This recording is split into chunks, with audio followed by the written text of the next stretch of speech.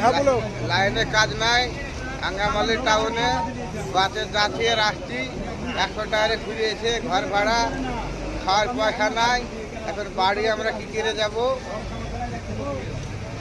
যাবা না বলে আমি টাকা দেবো তোমার 500 টাকা যাওয়া যাবে না, নিম্ন 3000 টাকা লাগবে। 2-4 দিন কাজ হলে আমরা বাড়ি চলে যাব। আপনারা জানে কেউ বাড়ি থেকে এখন আসেন না, বর্ষার সময়, বর্ষা বাড়ালে আসেন। লাইনের অবস্থা খারাপ, কাজ কাম হচ্ছে না। এখন মুর্শিদাবাদ থেকে তারা আসছেন, তারা যেন এখন আসেন না, 2 মাস পর আসেন। এখন আসলে বেকার বসে থাকা হবে, ঘরে খাওয়ার খোয়াই হবে। ও ছেলে শুধু বলবে পয়সা দাও পয়সা দাও, কাজ না হলে তো পয়সা দিতে পারবো না আমরা। বাড়ির মেয়ে ছেলেরা তো বুঝবে না। এটাই সত্যি, এটা বাস্তবে অরিজিনাল। এখানে ভাবছে যে বাড়িতে না বিশাল কাজ করছে, কি কাজ করছে না করছে, যারা কেরালা আসে তারাই বুঝতে পারবে যে কী করছে, পয়সাটা ইনকাম করে। এই যে বর্ষার দিন, বর্ষা লাগিয়ে দিছে, আর এই যে পাটা হাতে করে চলে এসছে, যে পাটা হাতে করে লাইনে চলে এসছে। আর সে যদি কাজ না হয় তাহলে বাড়িতে টাকাটা আমরা কী করে পাঠাবো?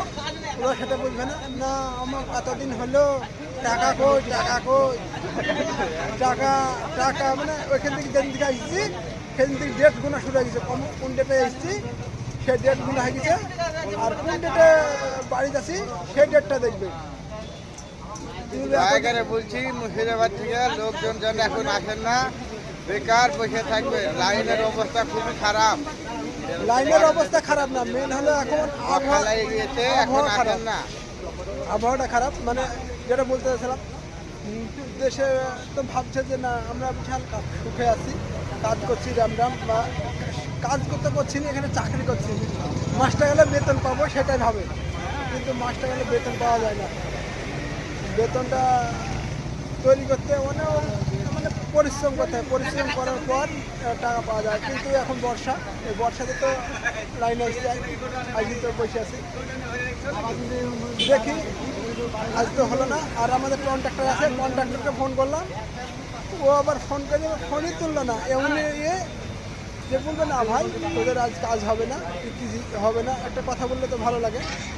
সে বলছে না আমাদের কাজ হবে না, কাজ হবে না, ফোনটা রিসিভই করলো না। সকালবেলা 4-5 বার ফোন করা হলো, রিসিভ করলো না, ফোন বাজি আপনি কাটি গেল। রাতের বেলা ফোন করলাম 4-5 বার, তখনও সে রিং করলো, রিং করি বাস। আমিও